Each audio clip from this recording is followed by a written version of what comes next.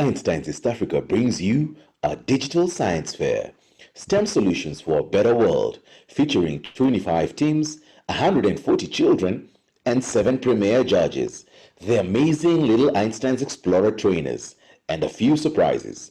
August 3rd to August 7th on YouTube, Facebook, Twitter, and Instagram. Children innovating for climate resilience and responsiveness.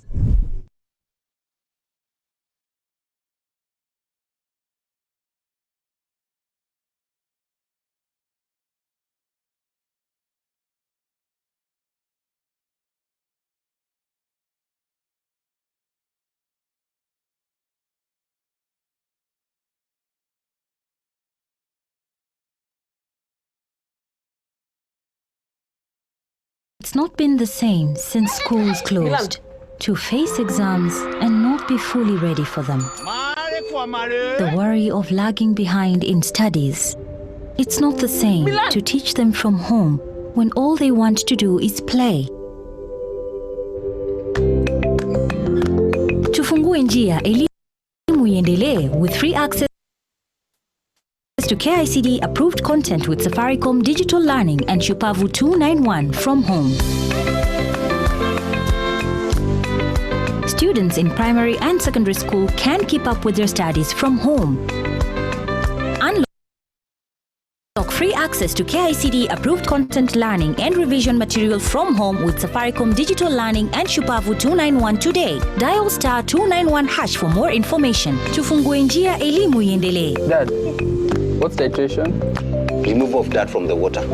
Dad, that's filtration!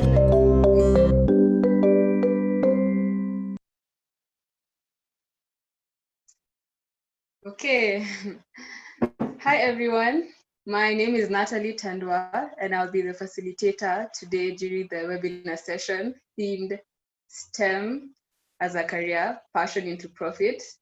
I'm really excited to have you all at the webinar right today because it's going to be really exciting. And today's speaker is somebody who is extremely passionate about sustainable solutions.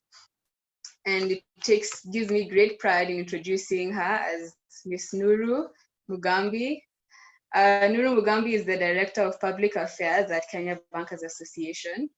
She is also the board chair of Eisenhower Fellowships in Kenya. And speaking of Eisenhower Fellowship, Nuru Mugambi had the amazing opportunity during her fellowship program in 2016 to meet Barack Obama. And if you, like I have, watched her Engage talk, you know how that experience really made such a huge impact in her life. And her Engage talk was actually like a really humorous and very entertaining one. So we're really excited to have her here. She's also an advocate for sustainable finance, and she's the curator of the Kenya Green Board.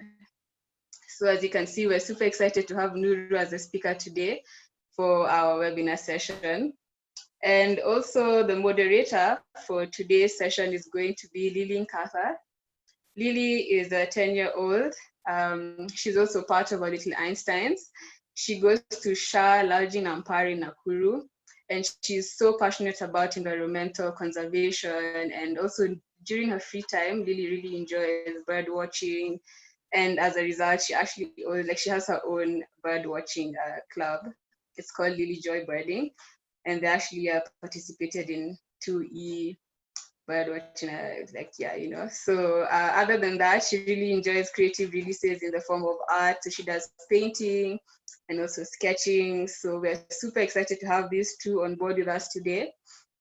And we hope that you will all also enjoy the session, and we look forward to what you have to say and enjoying it together. So before I hand over the platform to Nuru, I just wanted to give a few housekeeping rules.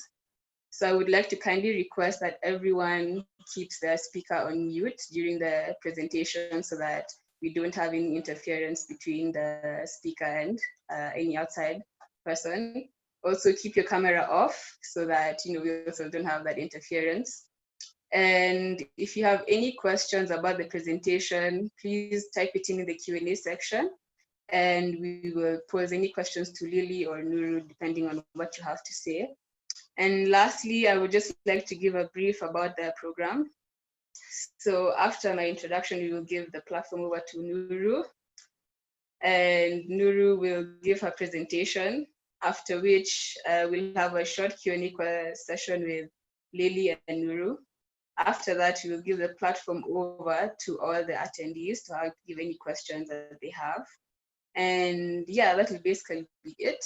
And other than that, I'm just super stoked to have Nuru and Lily here with us today. And without further ado, Nuru, you can take the platform. Thank you so much, Natalie, and the whole little Einstein family for this opportunity. I'm very excited to be here with Lily. Hopefully we'll have a very good and engaging session. So allow me to share my slides.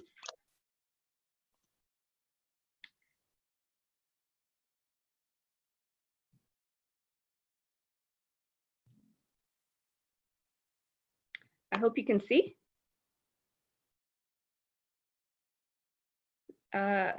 Natalie, can you see my slides?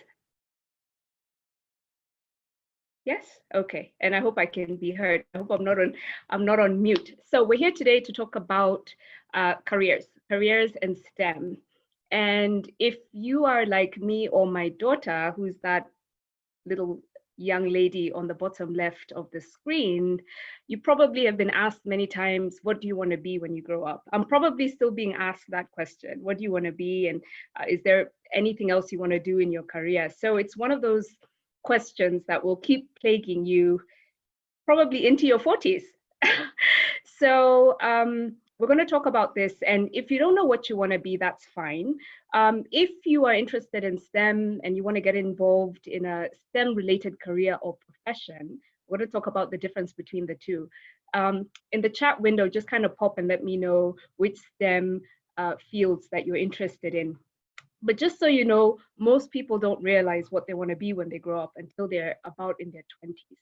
So if you're 10, 11, 12, 13, and you're still not quite sure, don't worry, you're not alone. I also didn't know what I wanted to be until I got to college, until I got to university. So it's one of those things that you just have to explore and keep learning, and you're in the right place to learn about the opportunities within STEM. So this whole week, the science fair has been talking about climate change and trying to see how can we be activists for climate change, and how can we look at it from both a career perspective, but also individual responsibility. The reason why climate change is really important, my colleague Edward on Monday talked very much with Peter about climate change, but let me just very briefly touch on this as well, just in case you missed the Monday session. Basically, climate change is going to affect and is already affecting us. I'm sure when you go and visit farmers, you will find that they will tell you that the weather patterns have changed. It's unpredictable these days to figure out how to plant food. We also have been seeing excess floods, very heavy floods. We've also been experiencing drought, and most recently, we've been experiencing locusts, and they're all related to climate change. And the reason why we need to care about this issue of climate change is because it affects our daily lives, and it also affects the future. It affects how we produce food. It affects how we can create employment in the country. So Kenya's economy, our economy is very diversified. That means there are various sectors that contribute to the gross domestic product, the GDP of the country. GDP is a very fancy, and gross domestic product is a very fancy word of saying the value of the economy. So more than 50% of our economy's value, more than 50% of Kenya's value is tied to sectors that are directly influenced by climate change, by weather. So that's why we really want to think about this and think about how to reduce, mitigate, and adapt to climate change. In 2017, I'm not sure if you remember, about 3 years ago, there was excessive drought, a prolonged drought, and that affected our food production. That also affected the price of goods in the market. The reason why that affected the price of goods in the market is because when we're not able to plant and grow quality tomatoes, for example, guess what? The cost of ketchup goes up. So there's a direct correlation between the agriculture sector and the people who make your ketchup, and especially the restaurants where you go to buy your yummy chips and you put ketchup on your food. You don't realize that whole supply chain, that whole value chain is affected by climate change. And this is why we really need to look at this. And finally, Kenya has various policies and documents that guide our government and guide those who make decisions on our behalf, our policymakers, on how to navigate this issue of climate change. And in one of those documents, it's called the Climate Change Action Plan. It actually quantifies the cost of climate change to our economy, $500 million per year, which is a lot of money. I talked about locusts. I don't know how many of you have seen locusts in your neighborhood. I know I saw a locust the other day. And I'm sure those of us in the various areas that have been affected by locusts are dealing with this issue. Locusts have actually been, it's been proven that the current locust trend that we are seeing is also tied to climate change. I talked about the cost of ketchup. This is just a quick slide to show you the impact of climate change on our agri-sector, our agriculture sector. And the reason why every one of us as Kenyans, and in fact, not just Kenyans, as Africans and citizens of the world, why we need to care about what's happening in the agriculture sector is that's where we get our food from, food security. And without food, we perish. So you can see here, maize, rice, and wheat. The cost of each will go up because of weather volatility. Volatility means basically the weather going up and down in an unpredictable way. So we can see that the cost of maize can go up by 90% because of climate change, because of either drought or flooding or locusts. We can see here the cost of rice. I'm sure rice is maize and rice are basic staple foods. You can see the cost of that goes up. So what that means for you little Einsteins is that we need to start thinking about climate-proof agriculture, climate-smart agriculture. And that's where you come in, why you need to learn about technology, learn about science and engineering and math as well, because you are the future and you will help us navigate these challenges that we're seeing with climate change. Now, some of you might be thinking, oh my gosh, farming is so boring. I'm not interested in getting into farming. I want to be a YouTuber. Well, that's fine, but YouTubers have to eat as well, right? So anyway, agriculture is really important and you can actually make a lot of money in agriculture. You can see here a photo of a gentleman who's operating a drone. I'm not sure how many of you have seen a drone, but I'm sure if you ask your parents for permission and you can Google, you'll be able to see what a drone looks like. And these days, including in Nuru, where I come from, my county, they are actually beginning to start using drone technology for farming, to spray pesticides, to gauge if the locusts are on the way, to also check the temperature. And what that does is it helps inform and it creates data that helps inform the farmers on what to do and how to adapt to the changes in the environment and therefore protect their crop.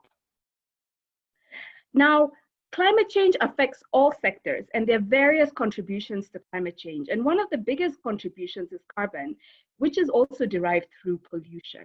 There's a photo here of a ship on the dock in a port, and you can see lots of waste in the ocean. Unfortunately, this is a picture that replicates itself around the world. From Kenya to the coast of Ghana, everywhere we are having a big issue with plastic pollution and just general pollution. I remember listening to a BBC article once on radio that said, actually, you can find anything that's manufactured on the earth, you will find in the ocean. That means books, tires, shoes, and of course, single-use plastic, those little bottles that you use to drink your water. Anything that's manufactured on the earth is found in the ocean because of pollution, because we're not taking care of how we discard and recycle our products. But what's happening is very exciting because of little Einsteins like you. People are now beginning to innovate and think about what can we do with this waste? How can we turn waste to wealth? Therefore, there are many companies that are practicing innovation, research, and development to see how they can turn waste into products that we can all use. There's a photo there of Adidas. Adidas is one of the companies that was able to design these quite awesome shoes. They're very awesome, out of recycled waste. Adidas is not the only one. If you're in the creative sector and you're interested in getting into fashion and design, you can do it too and also contribute to a positive climate and help mitigate climate change. Meet Riza. Riza, I knew Riza, well, I don't know him. He's an artist. He's a hip hop artist. And I used to listen to his music when he used to sing with the, or should I say rap? I'm dating myself, I'm sorry. When he used to rap with the Wu-Tang Clan. But right now, what Riza is doing, he's actually reinvented himself. And now he's trying to promote responsible fashion. That gentleman on the right who is wearing the very cool bomber jacket, that bomber jacket is made out of recycled waste. So you see, there are so many opportunities in terms of turning waste into wealth and also leveraging, or I should say, utilizing your creative abilities. So there are many, many STEM careers that can help us adapt and mitigate climate change. Let me pause for a minute because I've used those two words, adapt and mitigate, quite a bit. And I wonder, do we know the difference? Mitigation, adaptation. You will hear this language a lot when it comes to climate change. Let me give you an example. We all like watching YouTube videos, I'm sure. How do you use the word mitigate and adapt in a YouTube context? Well, for me as a parent, I sometimes don't want my daughter watching too much YouTube. Why? Because it's going to affect her eyes. So therefore, I tell her, you need to reduce how much time you spend on YouTube. Reduce is another way of saying mitigate. So I would tell my daughter, you need to mitigate how much YouTube time you're doing. So when we talk about mitigating activities and behavior that contributes to climate change, it basically says, let's reduce. Let's reduce how we produce products that will not be recycled. Let's reduce how we pollute and pour effluent and other toxins into Nairobi River or any river wherever we are. Adaptation, adapt. How can we use adapt in the YouTube example? Well, my daughter has to be online because she's online learning because of COVID. So how do I and she adapt to this? Well, maybe I could get her those new glasses that are coming out to help protect her eyes. That's a way of adapting to the environment. She has to be online for school, probably 7 hours a day. So how do we adapt? I can't tell her to reduce school. So how do we adapt? So that means, how do you change your behavior? How do you innovate to make sure that you're protecting yourself? So that's how those two words come in terms of climate change and adaptation and mitigation. So I talked about earlier this issue about career and profession. So I'm not sure how many of us know the difference, but basically a career is what you do to earn money. It's what you do over a period of time to earn a living. And you could do this either by teaching yourself, going to university, or learning on the job. A profession is a high-skilled job. It is part of a career path. But some people choose a profession. And this is a path that takes you through highly specialized, specific training, and you get a certificate at the end of it. There are many STEM careers that are professions. These include engineers, physicians, which is another word for doctor, scientists, and even accountants. I work in the banking industry. Accountants, that's a profession. So, switching gears to the future. I'm not sure how many of you have watched Black Panther. I think Black Panther is one of my most favorite movies. I was so excited to go see it. I think I watched it 4 times. I dragged my daughter to see it twice, but she liked it too. So you can see there the photo of the Kingdom of Wakanda. Here is just a note that this is not a real kingdom. It's a fictional kingdom from Black Panther, the movie. And in that movie, the Kingdom of Wakanda was very special because they had the highest level of technology. Black Panther's suit was made of vibranium, which is a fictional material, but it's a material that was developed through technology. Black Panther's sister as well, Suri, was also a tech enthusiast. So why am I talking about Black Panther? Well, if you watch Black Panther, you can see how math and science are all around us. Now, I know you might be saying, okay, but we're talking about STEM, so you're forgetting engineering and technology. I'm not forgetting them. Math and science are the foundation of STEM subjects. So engineering and technology draw from math and science disciplines. So math and science is all around us, which is why we should not shy away from these subjects, and we should make an effort to really try to understand them and get more comfortable with them. So math is really the building block of everything that we do. I'm sure you count the number of chips you're served by your parents when they're trying to serve out dinner. Or maybe the piece of chicken, you probably count that too. Maybe the nuggets, you probably count that too. Guess that's math. Science is also a building block. Science helps us understand the challenges and the rhythms of life. And once we have that knowledge, we are able to innovate. One more point about math, and you must be like, okay, Nuru, enough about math. I cannot talk enough about the importance of young people embracing mathematics. Now, I wasn't very good in mathematics when I was young, but I really had to spend a lot of time and invest in trying to get better at mathematics. And it's also part of our heritage as Africans. Very few people know that a lot of the principles that we use today in mathematics are drawn from Egyptian technology and Egyptian practices. So this is our heritage as Africans. We have contributed a lot to this global society. Math is one of the things we have contributed. Of course, other countries have contributed to the development of math, including China, India, various Central American countries, and Mesopotamia. I wonder where Mesopotamia is. It's a hard word to say, but Mesopotamia is the modern day Iraq. So just the final point. I know if you're in class 8, like my daughter is, you're learning different types of triangles. You're learning 3, 5 triangles, 11, 12 triangles. So just so you know, the next time you look at a triangle, that's your heritage. That's the African heritage. Egyptians developed the rules to determine the areas of rectangles, triangles, trapezoids, and circles. Back to why you need to think about math and science. People who embrace and are comfortable with math and science are good at very many things. And these are the things and the disciplines and the characteristics and the qualities that you need to embrace, particularly now as you're looking into the future. I'm sure you're all thinking about what's the future going to look like. I'm sure you've heard about robots and artificial intelligence, Internet of Things.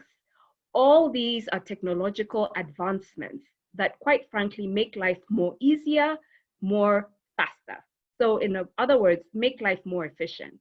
Now, because of the automation, because of digitization, there are lots of questions about what about us as human beings? How will we be able to compete with robots?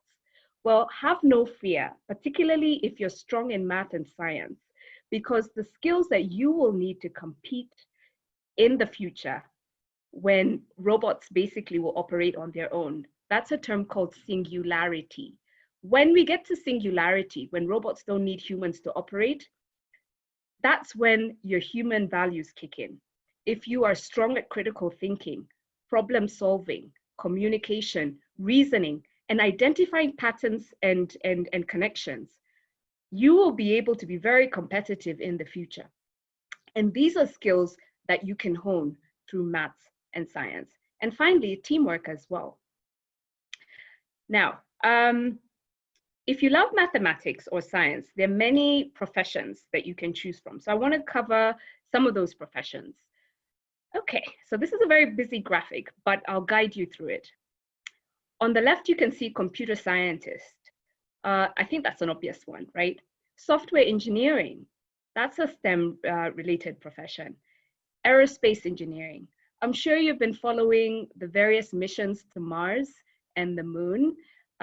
Lots of technology is going on, lots of policies and frameworks are going on that will enable humans to travel back and forth between Mars and Earth, to trade back and forth between Mars and Earth.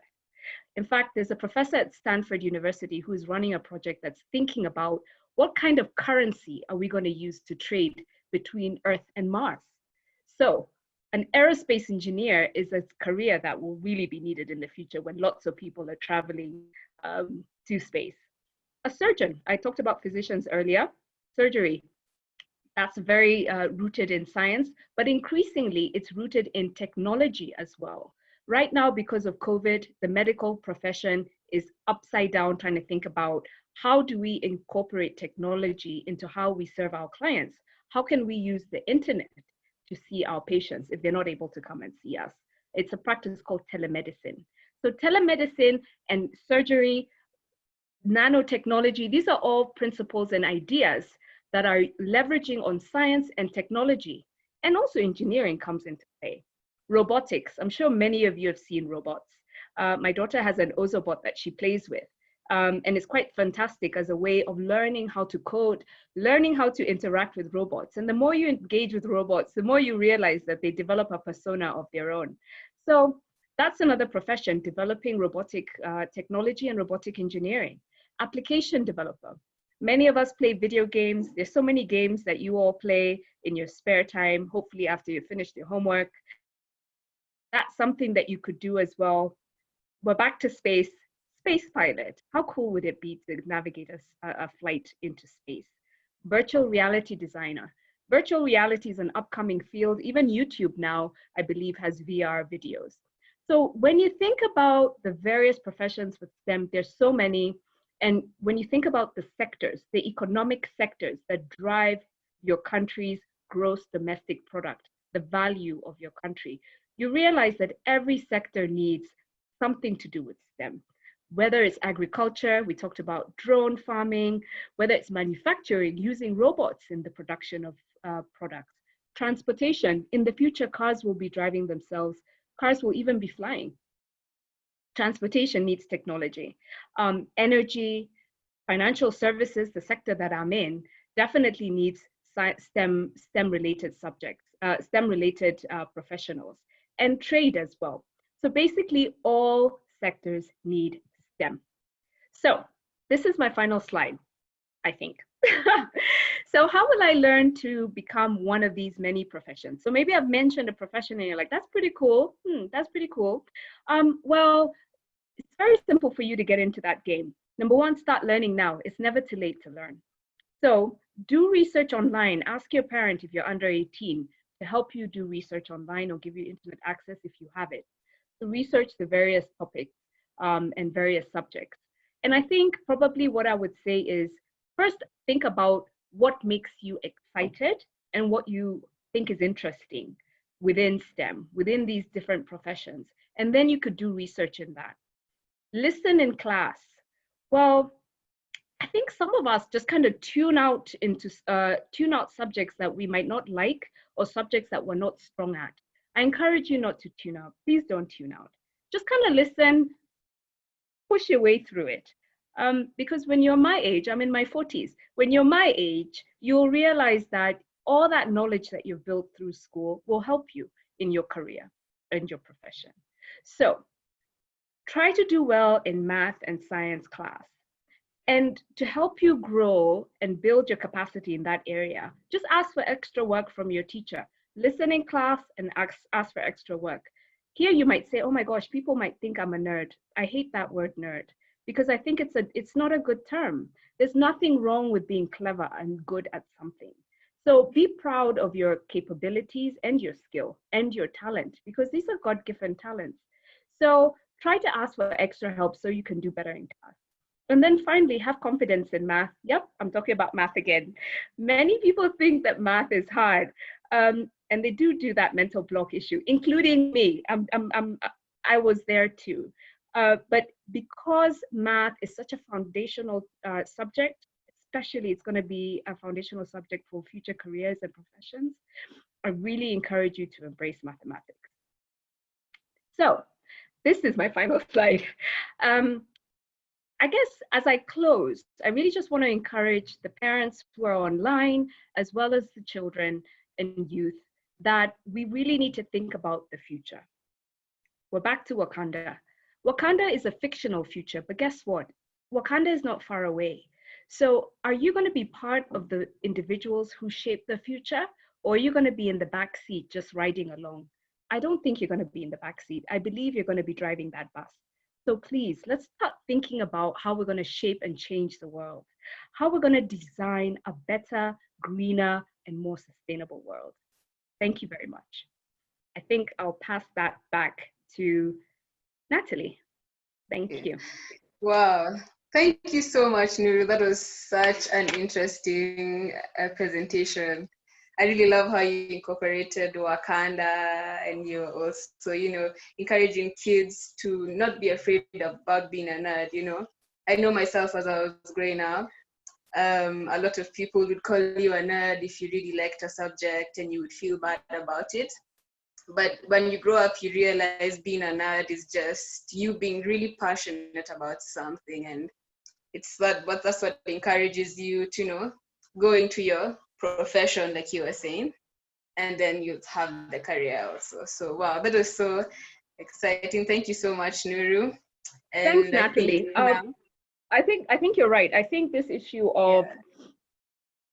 of nerd, because you like technology or you like science, you like math or science. I think it's one of those terms that people who are insecure with their abilities will throw at you. But like you said, Natalie, if you really want to be an exceptional individual, and at the end of the day, it's all about competitive advantage. You're competing against somebody else. So you really have to strive for excellence. I think it's so important that we, as parents, now I'm talking to the parents, we really need to build and cultivate a culture of being an exceptional individual, striving for excellence, because mediocrity, I think, is the downfall of many of our economies. And it starts in school, right? It starts with the language and the labels we are willing to accept for ourselves. Yeah, that's true. Yeah. So before I give the platform over to Lily and Youth for your Q&A, I just like to inform the attendees, if you have any questions for Nuru or Lily, please put them in the Q&A section right now. So Lily, you have the floor. Hi, Lily. Hi. How are you? I'm good. Good. So when I showed the slide of the different careers, I know you already told me which one you're interested in. Did you think about a different career, or are you still sticking to what you're interested in? And maybe you can share that with everybody. Sticking to what I'm interested in. Which is? I'd like to become a veterinarian.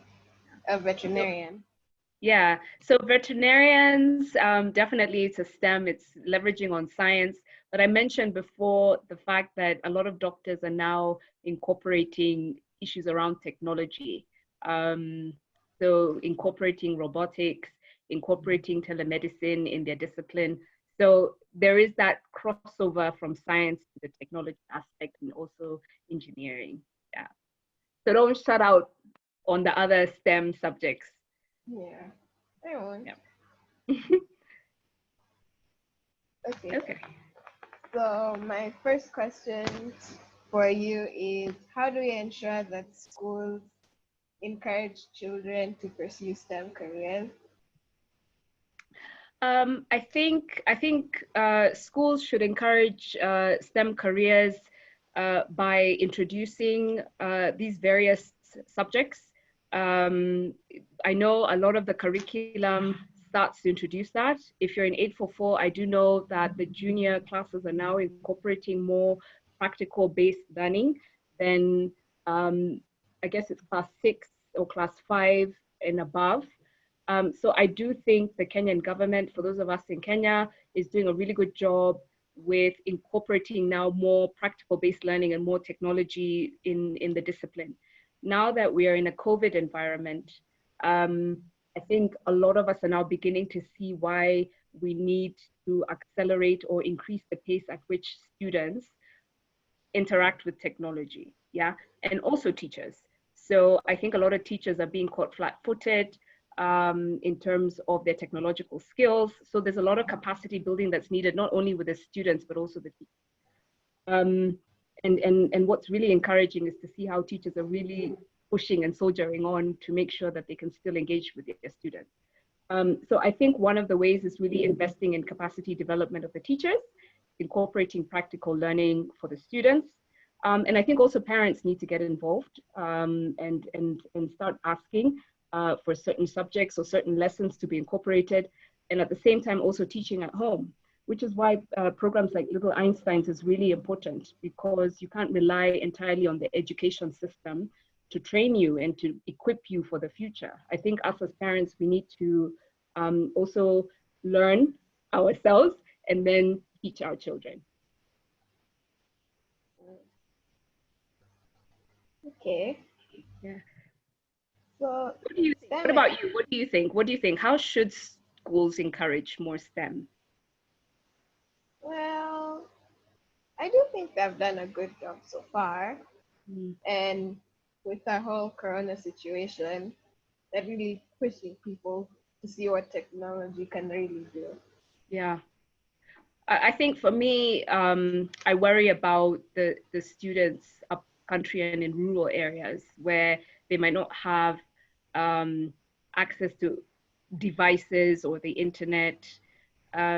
So I do worry about the fact that, and it's called the digital divide, the fact that you have a lot of students who really are not as fortunate as you are, who don't have computers. If they have a computer in the home, they're sharing it as a family, you know. So there are those challenges, but I've seen, like we're watching this video earlier on, Safaricom has come up with a very interesting innovation around USSD curriculum. And then also KICD, which is the Kenya Curriculum Development Institute, or Kenya Institute of Curriculum Development, is also looking at radio learning. In some of the other countries in Africa, they're using public broadcast for education. So again, leveraging on technology to help educate while we are all at home because of COVID. Okay. STEM and creativity, are those two concepts mutually exclusive? Yeah, mutually exclusive is such an economic term. That means what? That they can exist, they exist separately, they're not together. And I will say they are not mutually exclusive, because I remember I showed you an example of Riza, who is a hip hop artist, which is purely in the creative space. He's now becoming a fashion designer, creating all these very cool products that are from recycled materials, but he has to leverage on science and technology and engineering to produce his products. So you see there's that kind of a handshake between the creative sector, the creative economy, and STEM. So definitely, if you think about YouTubers, we talked about it before, Peter from Mondays told me that he wanted to be a YouTuber. YouTubers need the technology behind, the technology infrastructure behind YouTube to get their art and get their content out there, right? So you don't just spontaneously publish on YouTube. You have to, there's some technology behind it. So I think they're not separate. I think there's that handshake. Yeah.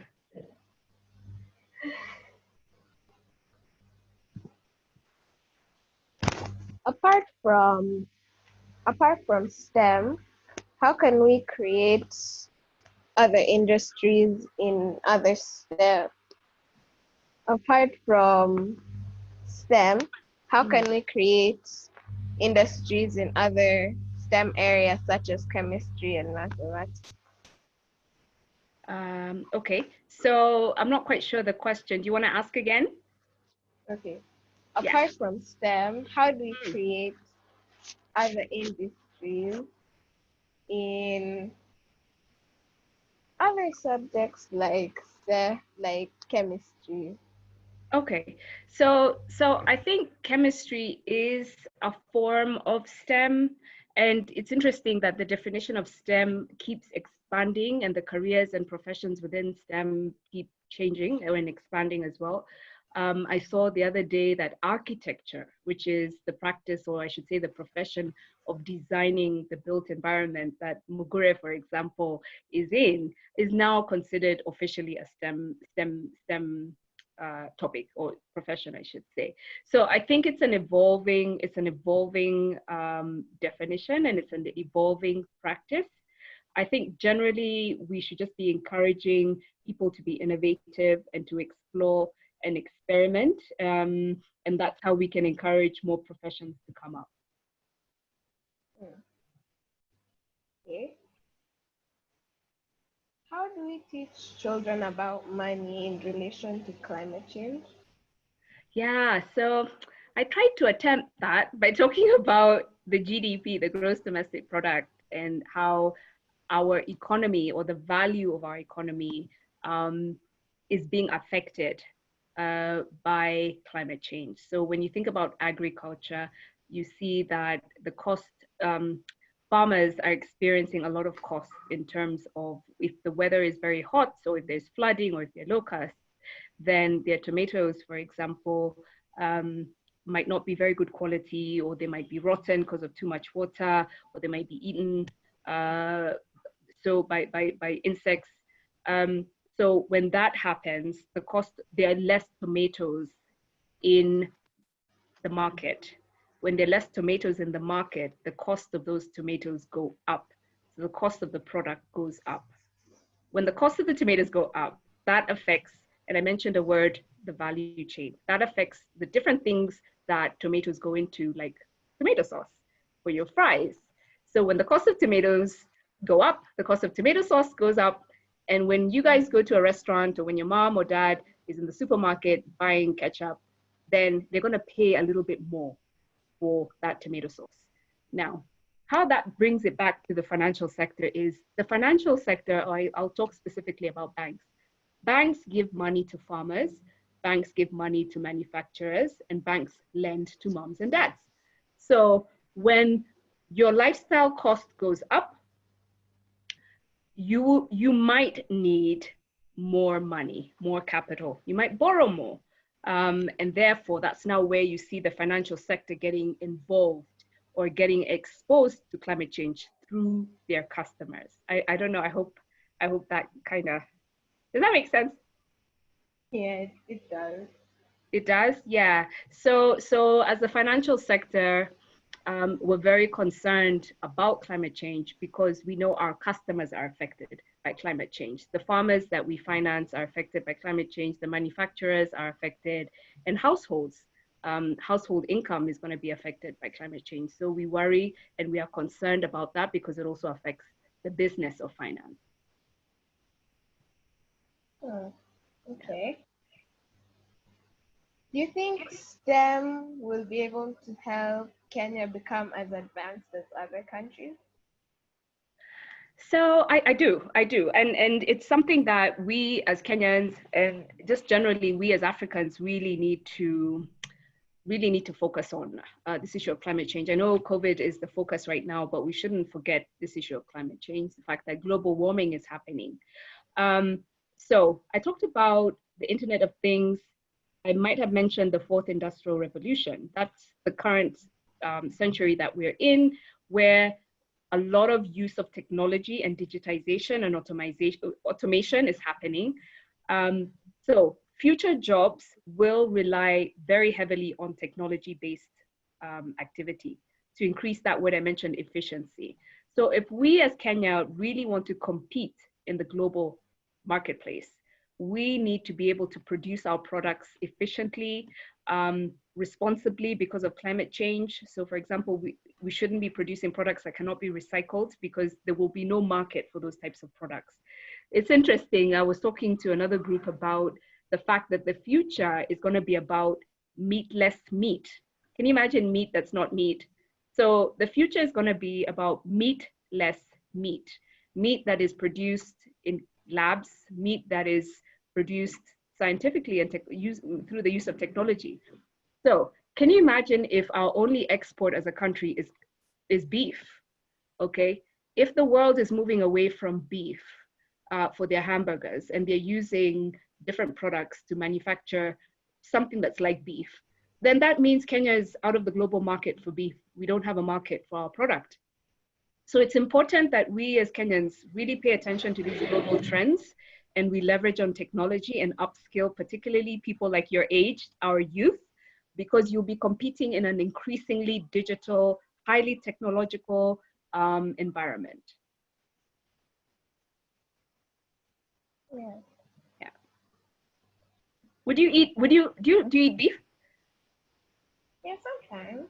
Oh, sometimes. Okay, that's good because that's the common answer for most people. And a lot of people are like, no, we're not eating beef anymore because of the carbon emissions, because of beef, the methane from the cows produces a gas called methane. Cows produce a methane gas that creates global warming, contributes to global warming. Yeah. Yeah. Mhm. Okay. My next question is, why did your focus change from development to banking? Um, so I think it's the other way around. So my focus changed from banking to development.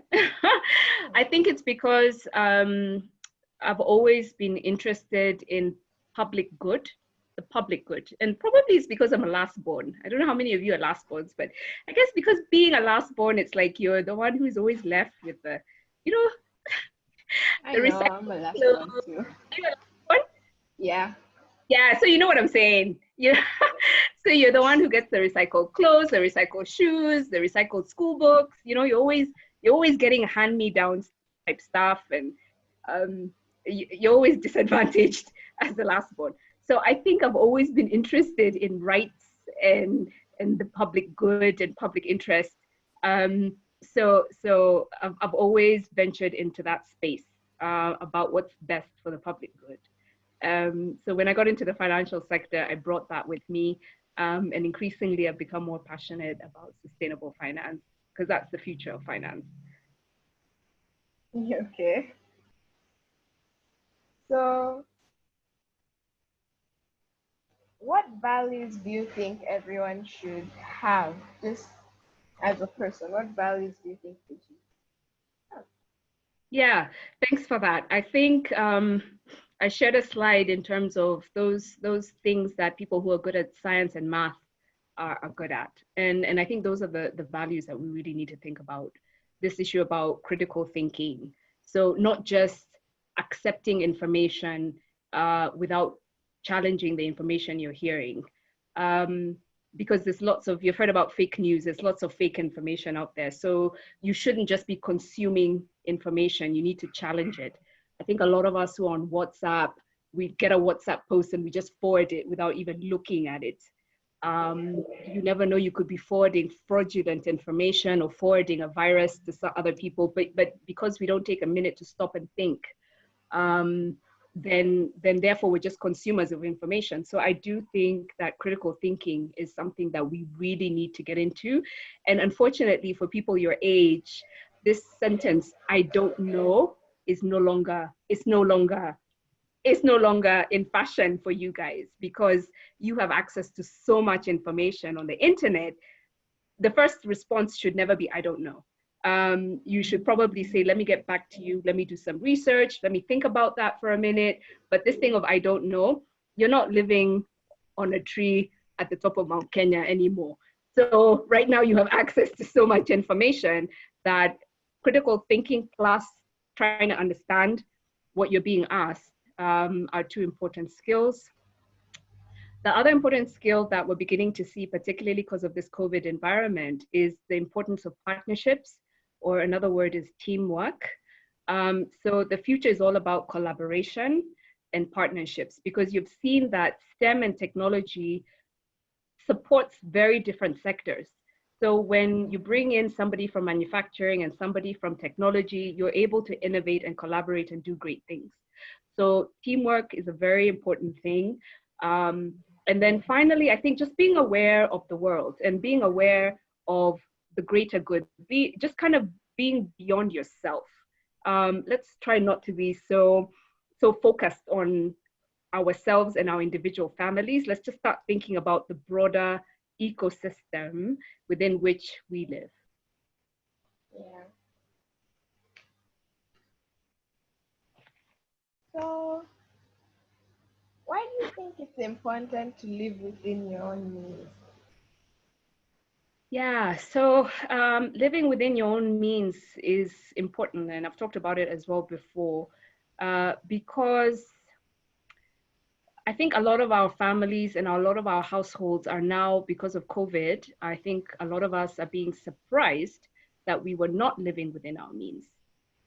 So if one day we wake up and we are not employed, if one day we wake up and our jobs and our sectors and the industries within which we work have been disrupted or displaced by something else.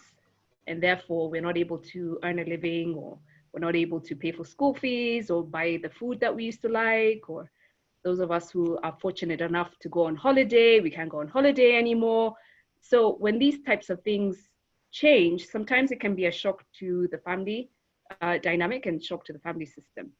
So why we need to live within our means, that includes the types of schools we go to, it includes where we live, the types of cars we drive, the clothes we wear, what we do with our holiday, our money, our spare money, like choosing to go on holiday instead of saving the money for future.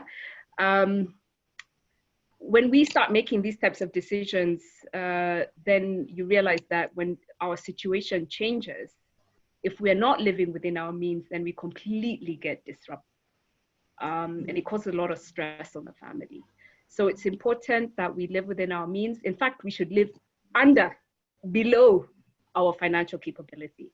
And there, if you live below your financial capability, then you're able to save more. So saving is a very important thing to do. Even the Bible talks about this. So it's really important to pay yourself first. And that principle is really about saving, right? So before you go and buy a new t-shirt or a new hoodie, or before you go on holiday, or before you decide to put your child in a more expensive school, you really need to think about, am I able to maintain this lifestyle for 1 year if I don't have a job, if I don't have income? And if you're not able to maintain it for 1 year, you're not living within your means.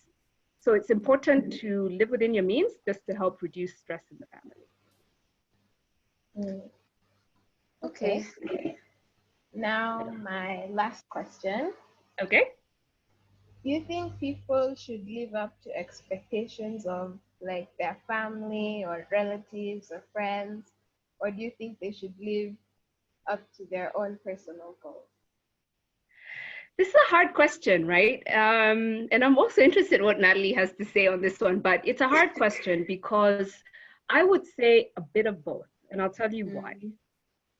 And I know a lot of us, we talk about, as parents, we talk about don't listen to anybody and don't let anyone define you, which is right, okay? But at the same time, we live in a society, right? We have chosen to live in a society, which means we have chosen to live with other people. So we need to be aware of what is the rules of engagement? What is the societal norm? Okay, so in the US, I'm sure we've been hearing about the George Floyd riots, right? There are lots of riots around this gentleman, George Floyd, who was killed by a police officer. A lot of people think that that police officer didn't do anything wrong. Okay, but the society says he did. So sometimes we do need to be aware of what are the societal norms, but that does not mean you should change your passion, you should change your moral values if the society's views are completely different from yours. It just means you need to be aware of the fact that you live in a society and there are other norms. So I would definitely tell my daughter that you shouldn't let anybody change who you are. But if who you are goes against what everybody else believes is right, then maybe there's a question there you need to ask yourself. I don't know, Natalie, what do you think about that? Yeah, I think I totally agree with you, Nuru. You genuinely need to be aware of the society. You can have your own passions and your ideas and your beliefs, but it doesn't mean that just because you think that certain way that you have to step on other people and tell them like, no, this is what I believe. Like it totally goes against, like you're saying, society to completely push somebody down for not believing what you believe in. So have your own passions, go for what you believe is right, but also just keep in mind, you also need, your parents' blessings, your grandparents' blessings for certain things. You can't just do them sometimes because those blessings are really important for you to be prosperous in life also. So definitely I agree with Nuru. And just if it means you doing things for you sometimes, you can do them just for you, you know. If it's like, for instance, Lily, you like doing bird watching. So you can do that just for you, you know. You don't have to make it public for everyone, you know. Some things you can just do them for yourself. So So, and increasingly, I think the future world, you're going to be exposed to so many different types of people with so many different types of views. So as much as I said you live in a society, at the same time, you need to have what I call your moral compass. What do you think is a moral and ethical thing? So you need to have and be guided by your moral compass. A lot of us are guided by a religious-based moral compass. So that means based on your faith. I'm a Christian, I'm a born-again Christian, so I follow that moral compass. You might be a Muslim, Hindu, Buddhist. You might follow that compass. So you just have that internal compass, and obviously even in your home at the household level, my daughter and I we know what we believe in our home and what we stand for as a Mugambi family. So it's just about really just navigating, being aware that you're comfortable with yourself, you're comfortable with what you believe in, but just kind of being aware that the world is changing, and therefore you should just kind of respond to society in a way that you think is aligned to your individual beliefs. Okay, thank you so much, Nuru and Lily. So thank you, we're short on time, so let's go straight into the Q&A with the attendees. So we have some really interesting questions. So the first one is really interesting. Somebody asks, is also being a Formula One driver part of STEM? No, it's interesting. I had at some point I was living and working in the States, and one of my clients was a NASCAR team. It was the Home Depot NASCAR team. And when you think about the technology that goes behind NASCAR it's basically, it's almost like Formula One. It's basically racing, but a different type of vehicle is used. So there's lots of technology and engineering behind those vehicles and a lot of science around that. So the NASCAR driver has to follow a certain regiment before he gets into the car. So I'm sure Formula One, it's the same thing. Lewis Hamilton doesn't wake up and just get in the car and go do a race. He has to be hydrated at a certain level. His weight has to be a certain level. His height also. I know with NASCAR, most of the drivers are a bit shorter. Your height also, because of the aerodynamics of the car, it's a science. So yes, STEM and Formula One, there's a handshake there. There's actually something really interesting I found out the other day, that every time a Formula One driver goes on a race, they actually lose weight because of the speed and the heat and everything. So and stress. Stress also. So same thing. Same thing with NASCAR. Okay. So next question is from Nyambura Mahia. She says, "Thank you, Nuru. That was a very lovely presentation. Thank you, Nyambura. I agree to the controlling number of hours, especially during the holiday." So her question is, how do you strike a balance at home at this time between, the technology and, I don't know. You need to tell me, Nyambura, because I'm still trying to figure that one out. I think it's just being aware. So I remember my first 2 months of working from home, I would spend a lot of time online, and I almost got insomnia because of the stress, and then because of work, and then really trying to understand this COVID situation. I did lots of research online, lots of YouTube videos. So it was actually a friend of mine who started telling me, you're online too much, right? So I think it's just being aware of how much time. What we've done with my daughter is on her phone, we have set timers on how long she should be online. And I think most phones now, you can actually say how many hours you can be on which app. So I think we've started trying to do that. I also have timers. My phone goes off. I have alarms. My phone goes off when it's time to stop and make lunch, time to stop and help with make dinner.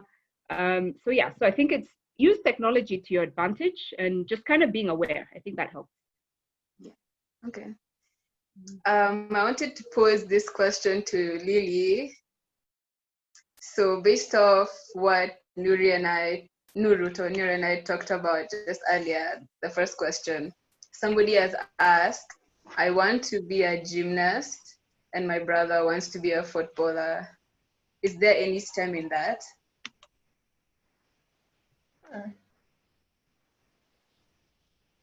Well, I guess I'm not very sure. That's okay. That's fine. So Can I take that one? Can I yeah, you take can that take one? it. Yeah. There's actually STEM in sports, a lot of Yeah. STEM in sports. And I think that's probably why a lot of the developed countries do very well in some of these sports, because they leverage on science and technology. So a lot of these professional athletes, they know what to eat, when to eat. They know what to drink, when to drink, what vitamins to have and in what combination. Again, that's science. When you think about the clothes that they wear, my daughter is a competitive swimmer, and you cannot believe the cost of some of those swimsuits. I don't buy them, but you can have a swimsuit that's $100. That's 10,000 shillings and above. There's some swimsuits that go, and I'm sure gymnasts suits are similar, that go for even $300. And the reason why they're that expensive is because of the technology behind the design of those clothes. Same thing for football. The interesting thing about technology, so there's science and definitely technology. Technology in terms of nowadays, I talked about Internet of Things. Natalie, I talked about Internet of Things. Nowadays, they have football shirts that have chips in them, microchips. And those microchips feed data to the coaches and the team captains. So they're able to track the different movements of the athletes. So definitely there's science, there's technology, even math in terms of making those calculations. They're all in there: science, technology, engineering, and math in gymnastics and in soccer, in football. Okay, thank you, Nuru, for helping me out on that, and that's really true. So another question we have is from someone who's saying, thank you, Nuru.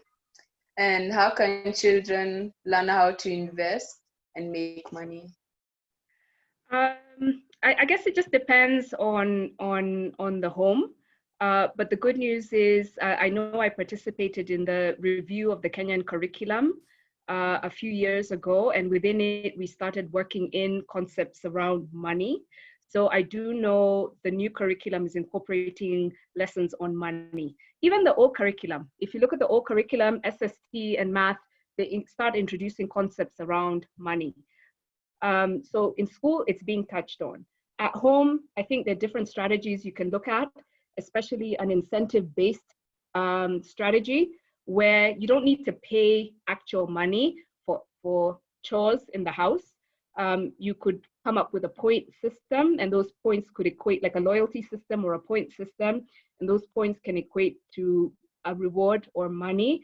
And by introducing these types of things in the home, you're able to help teach this issue of opportunity cost. Opportunity cost is, am I maximizing my time? I guess that's the easiest way for me to explain opportunity cost. But by helping kids understand, if I do X, I'll get Y as a reward, that's a way of helping to start inculcate this idea of saving and investing. And the investing side, then you would be able to help guide them in terms of what's the best use of their money. Is it to buy chocolate will be finished in 5 minutes, or is it to buy a book, which it's eternal knowledge? So I think there are different ways of incorporating, but ultimately using an incentive-based system, which doesn't have to be monetary, can help inculcate that. So for me, I can give you an example. For me, I mentioned my daughter's a competitive swimmer. So every time she cuts down 1 second in any of her events, I give her 100 shillings. And I know you might say, what? But sometimes it's very difficult to cut time. Huh? So that's how I incentivize her, and she figures out what to do with the money and invest and save. She'll save a little bit. No, okay, she saves most of it, and then she'll spend a little bit. And it helps build positive behavior. Okay, thank you, Nuru. That's even, I remember my mom used to do the same thing. Okay. She would give each of us chores because we're 3 kids. So each of us gets chores. And if you get better and better at doing your chore, she would increase the amount of money that she gives you. Cool. Yeah. So then you save, and she'd let you buy whatever you want, or she would advise you on how to use it.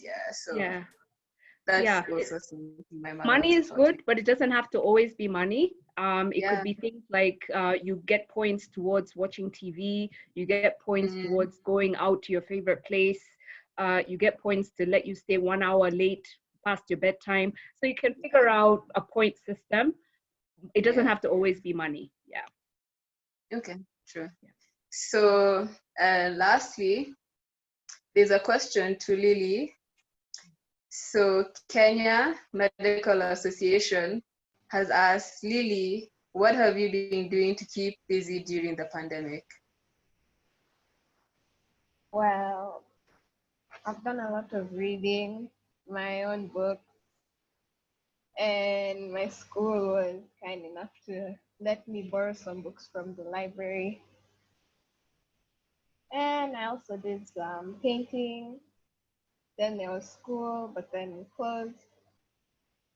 And I've also been taking care of my pets. That sounds nice. Thanks for sharing that, Lily. So the last one is from also Kenya Medical Association, a suggestion for children in rural places during this gap year. Despite not having technology, they can create things like in engineering, they can learn welding, woodwork, and organic farming. So just to add on to, just because you don't have the technologies doesn't mean that you're unable. I think that's a good point. That's a good point, Natalie, that we shouldn't discount. So we should not think that technology is only high tech, robots, humanoids, androids, drones. So technology can also be low tech. And low tech technology also includes a lot of indigenous technology. So if you think about our forefathers and our ancestors, how they navigated their environment, they actually used technology. When you think about how they would preserve food, even their fighting techniques, that's a use of technology, right? So technology is just about how to make something faster, more efficient. So we shouldn't forget that even if you're in a remote or rural area, there is still technology there.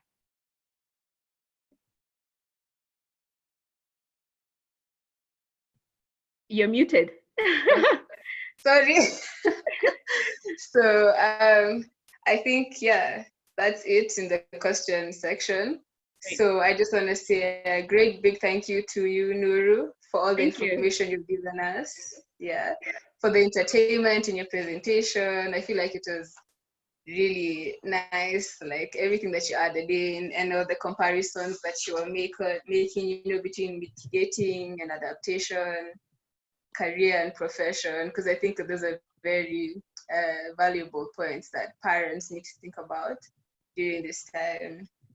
And also, Lily, thank you so much for being an amazing moderator. It was really nice to have you on board. So to finish it off, I would just like to say to any of the attendees, if you have any questions that you'd like us to follow up on, you can contact us on our email. That's littleeinsteinske@gmail.com. or if you want to get us by phone, the number is 0729 715 622. And also on Friday, we'll be having another webinar session with Dr. Samuel Patti, who is part of UNESCO, as you can see on the flyer there, and the moderator will be Kayla Kimani. So please guys, come again for the webinar session on Friday. It's going to be on climate change and education. I'd also like to say thank you to one of our sponsors, ABSA, who will also be helping us during the launch of our online learning platform on Friday. So, and also they'll also be giving a really amazing prize to people who will, come onto the platform on Friday. So keep an eye out for that. And thank you so much, everyone, for being here with us. And we'll see you Friday. All right, thank you. Bye. Bye. Bye. Bye. Bye. Thank you, Lily. And You're thank you, welcome. Natalie. Thank you, Natalie, as well. It was a pleasure. Bye. Bye.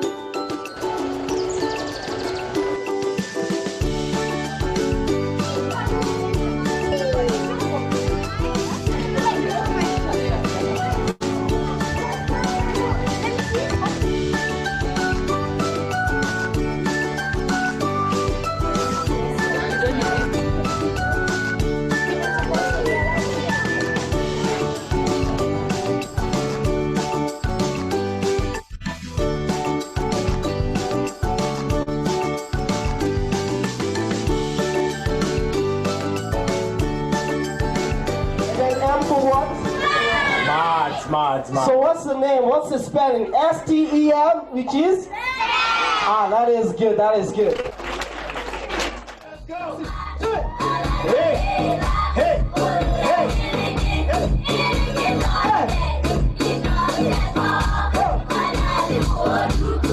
Let's have one of the guys.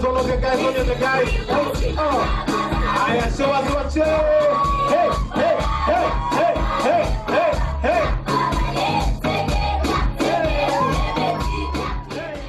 Einsteins Science Fair is so awesome.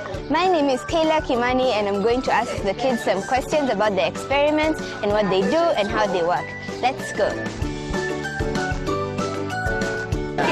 It's a roller coaster made out of cups, paper rolls and plastic plates.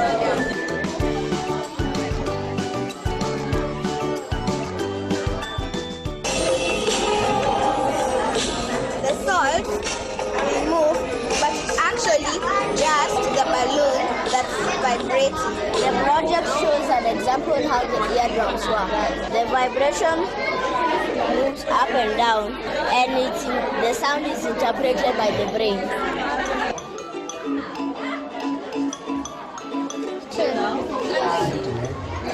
Who may be practicing how to drive? Oh, okay. How did you come up with this experiment?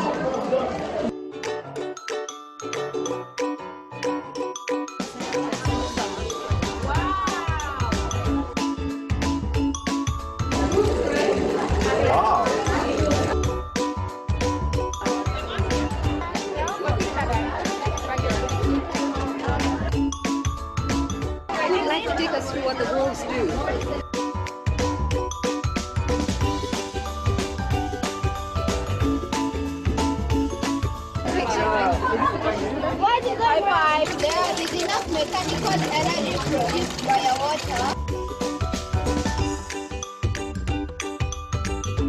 can use it to carry heavy loads. Oh. Well done. That's a good answer. Good job. Hey, good explanation. That's what we're looking for. Good job. Well done.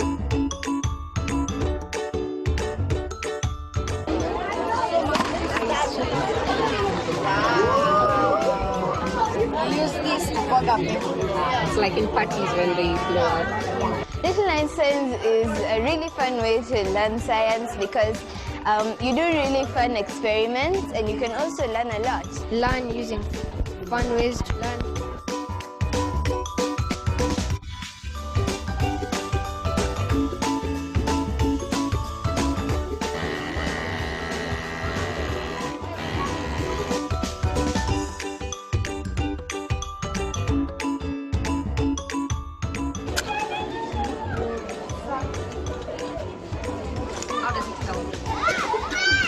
If you know which metal gets hot faster, maybe you're in a factory and let's say spoons made of aluminium.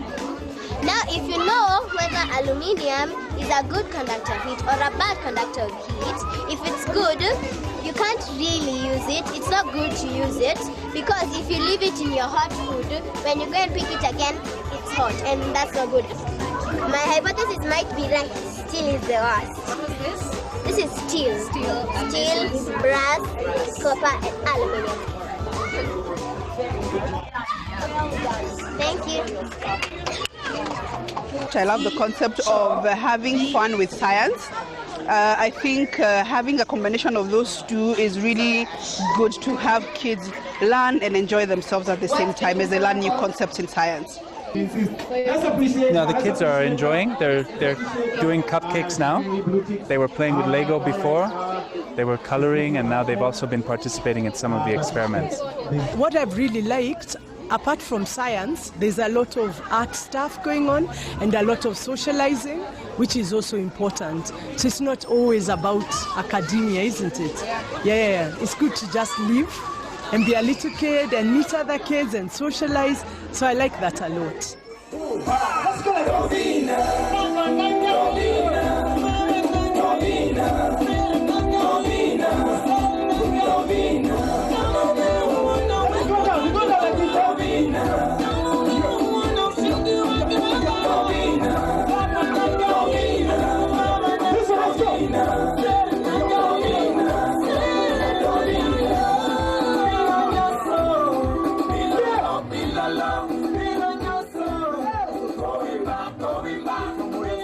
We have Charity Wanjiko, let's appreciate her.